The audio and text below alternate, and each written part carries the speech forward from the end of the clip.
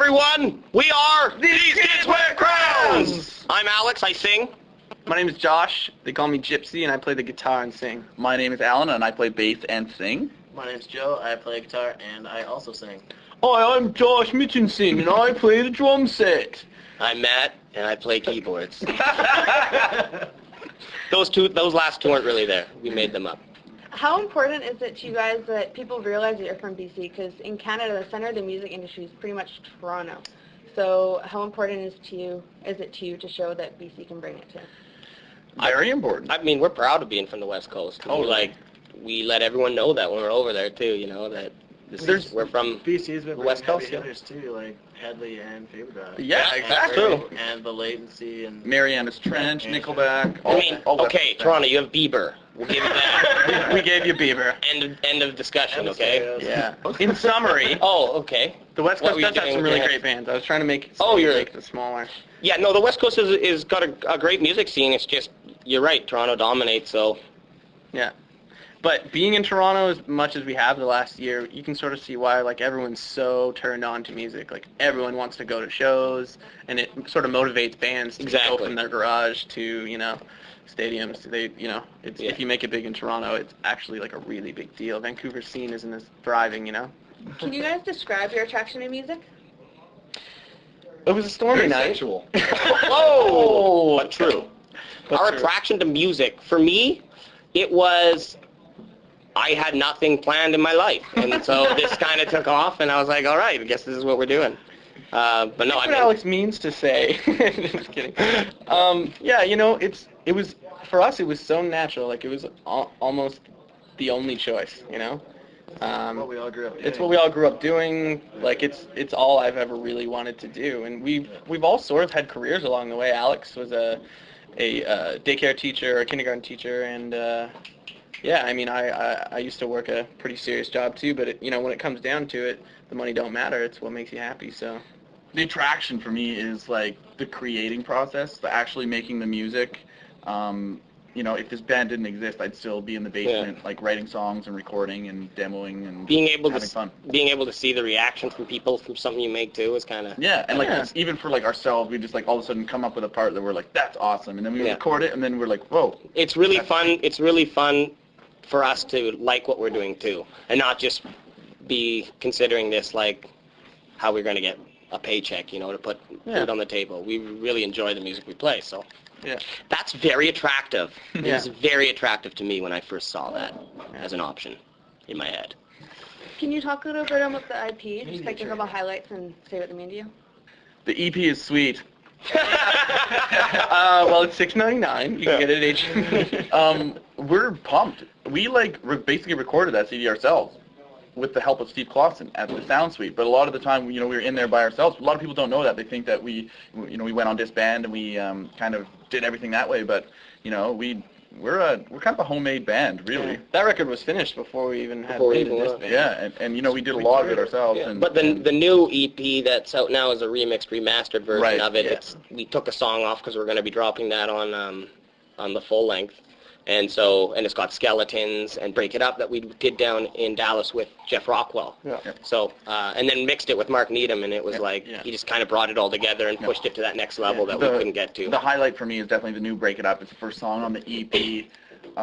First single? First single. We made a video for it. It's it's up on iTunes, all that jazz. Yeah. It's just we worked that song so long and so just beat it into the ground to make it what it is. Kind of, it's gone through so many changes.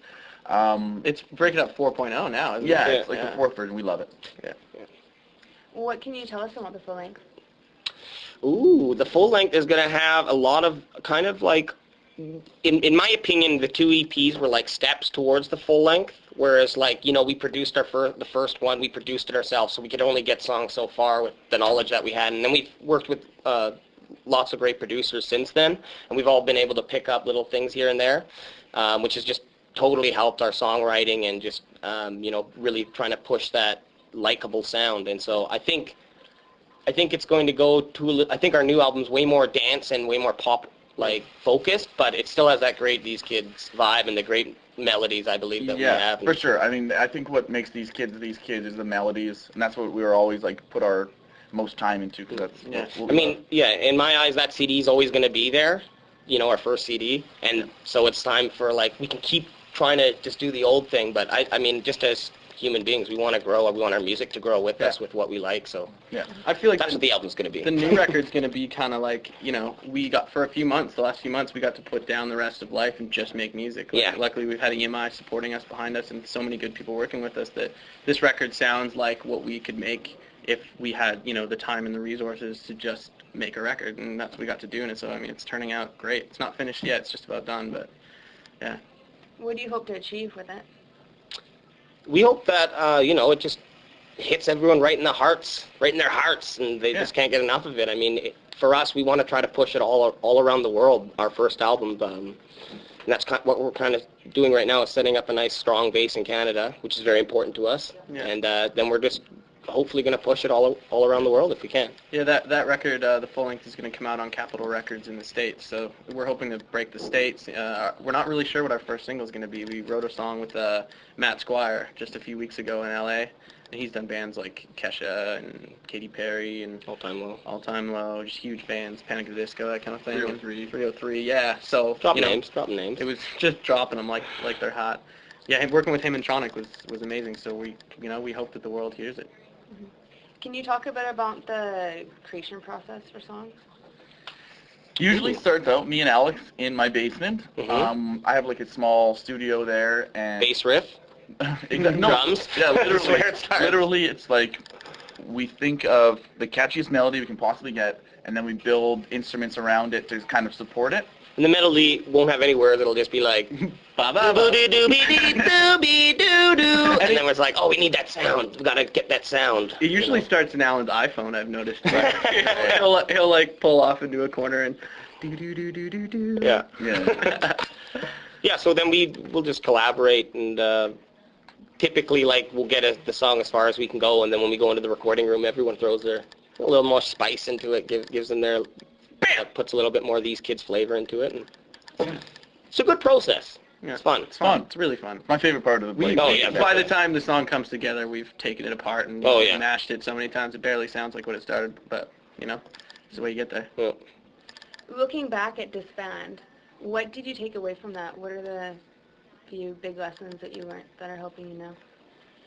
We kind of went out there, I think, not knowing how important a look is for your band. I mean, like, obviously music is the number one important thing, but if you don't look as good as, you know, maybe you could, you know, we weren't dressed, I guess, in the best attire for the show, and my hair was a bit But that- ragged. You know, it's just like it's like life. You know, like body language is super important. You Yeah. know? It's not necessarily that you look pristine. It's just that you want to look inviting. You know. Mhm. So as a band, we sort of developed a look that would like our sound. Like, you know, we look a lot friendlier now. Yeah. We showed up to the Disband photo shoot with 4 leather jackets and 5 plaid plaid shirts shirts, and it was just bad. And we looked at ourselves after we got the judges' input, and we're like, oh, they're totally right. We look like treasures. And I mean, also just sticking together, like making sure that if there is like a disagreement about something, that we make it happen in group and not blow up on TV or on radio or whatever. Like, I mean,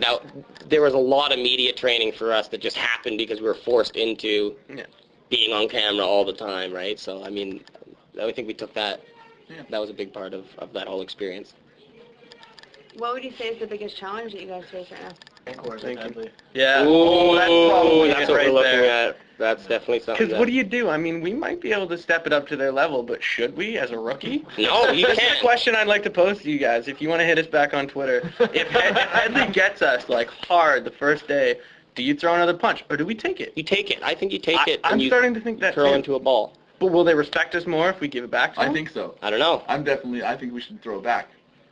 We'll discuss. This is the Let's risk. wait to see what happens to us, and then we'll go from there. We'll tell you all about. Well, we'll tell you mostly about it. I'm probably gonna see some things we can't tell you about it, but how about we'll let you guys decide.